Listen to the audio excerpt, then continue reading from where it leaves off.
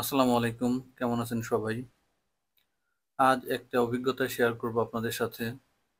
আমি দুপুর আনুমানিক 2:30টার দিকে আগারগাঁ মেট্রো রেল স্টেশনে উপস্থিত হই।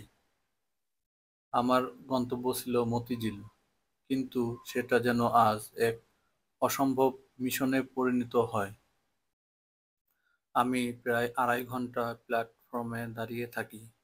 এই সময়ের মধ্যে একে একে 6টি মেট্রো ট্রেন প্ল্যাটফর্মে আসে এবং যাত্রী নামিয়ে আবার রওনা দেয়। কিন্তু আপনারা বিশ্বাস করবেন না, আমি একটাও ট্রেনে উঠতে পারিনি।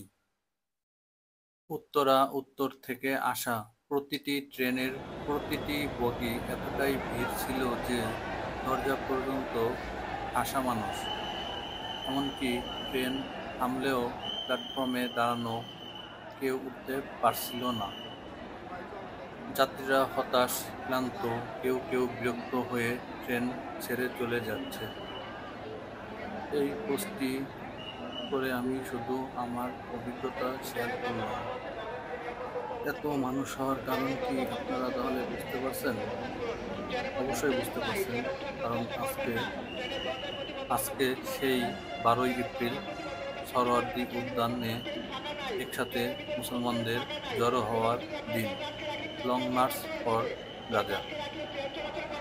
আমার ভিডিওটি সম্পূর্ণ দেখতে থাকুন, আর আমার ভিডিওগুলো কেমন লাগে কমেন্টে জানাবেন। ভালো লাগলে শেয়ার দিয়ে দেবেন।